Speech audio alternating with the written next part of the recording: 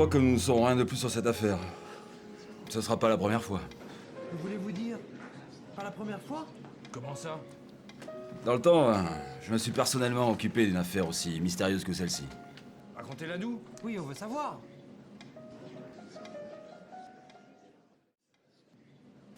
Il y a de nombreuses années, je me trouvais à Ajaccio pour mon premier poste de juge.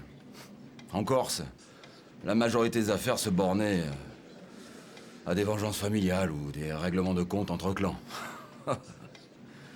J'ai appris un jour qu'un Anglais venait de louer une maison pour plusieurs années à Ajaccio.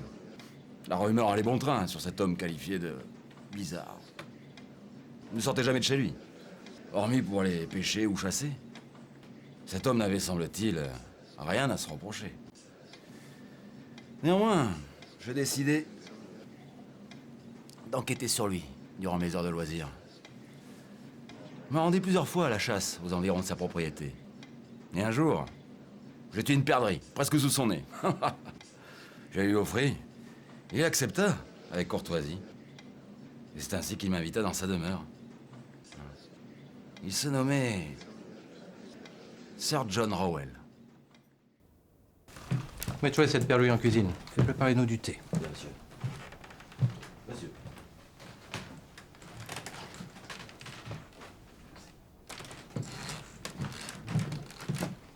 Bien, asseyez-vous donc. Vous prendrez bien un verre de whisky.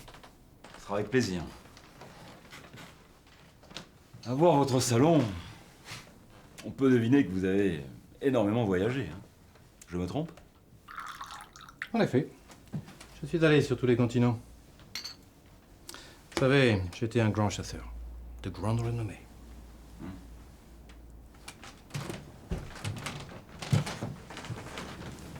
J'ai d'abord été en Afrique. Oh, j'étais jeune. Et je peux vous dire que je me suis fait de grandes frayeurs.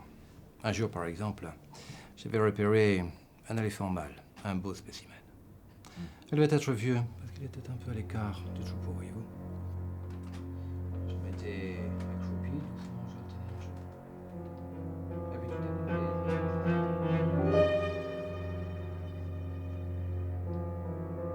On dirait que la peau était arrachée. Oui, c'est ça, les tendons sont à vif. Et elles sont noircies comme brûlées. Mais qu'est-ce que... Monsieur. Toutes mes excuses, je ne voulais pas vous faire peur. Non, ce n'est rien. Vous étiez comme absent. Quelque chose ne va pas. Oh non, ça va très bien, merci. Vous pouvez disposer. Vous prendrez bien un peu de thé. Avec plaisir.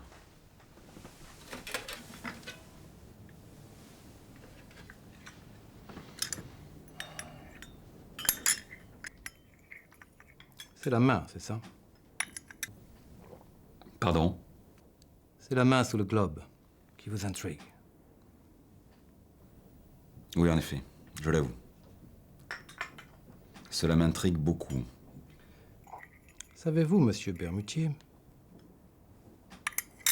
que j'ai aussi chassé l'homme? Chasser l'homme. Venez voir.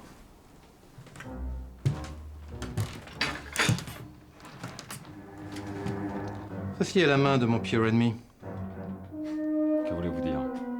Oh, c'est très simple, monsieur Bermutier. J'ai moi-même coupé cette main du bras de mon pire ennemi. J'ai soigneusement enlevé la peau et je l'ai faite sécher.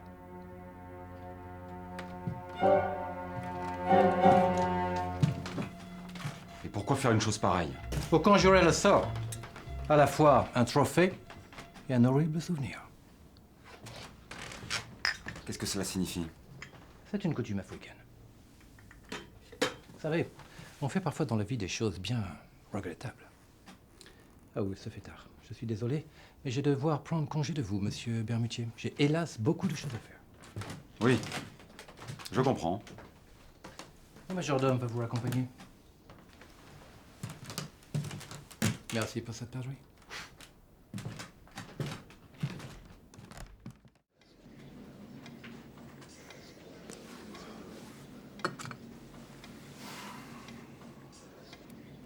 J'ai eu à quelques occasions la possibilité de revoir Sir John Rowell. Et je continuais de loin de noter les faits et gestes de cet étrange personnage. Mais un jour, à l'aube,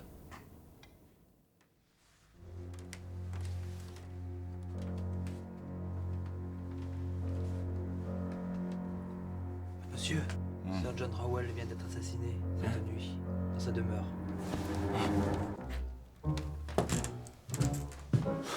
quel foutoir.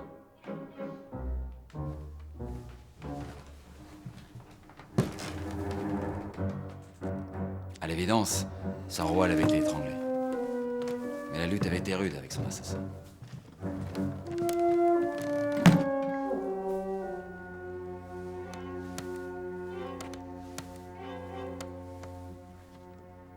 Mort par strangulation. Traces de lutte sur tout le corps, contusion, griffure.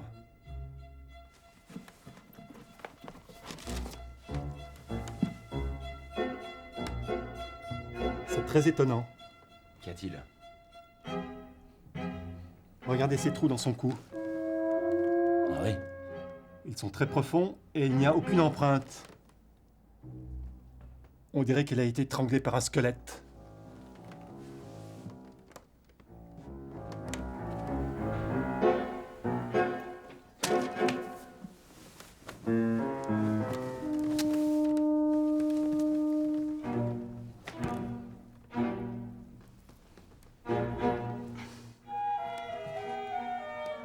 L'Anglais avait cisaillé l'index de la main assassine.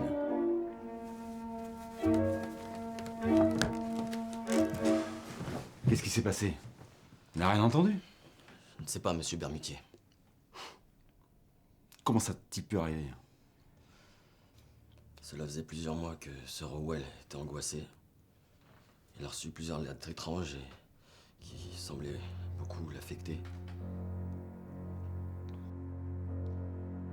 Mon maître se couchait très tard tous les soirs et s'enfermait dans sa chambre avec un excès de précaution. Je l'ai parfois surpris en train de fouetter la main exposée dans le salon. Il gardait toujours une arme près de lui, comme s'il craignait quelque chose.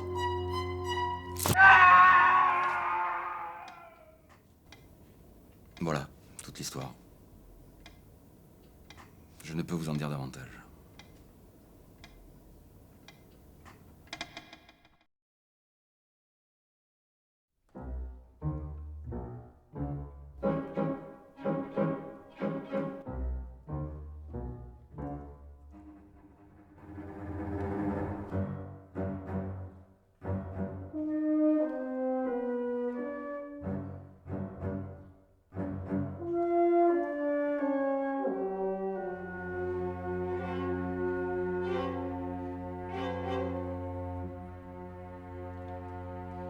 Thank you.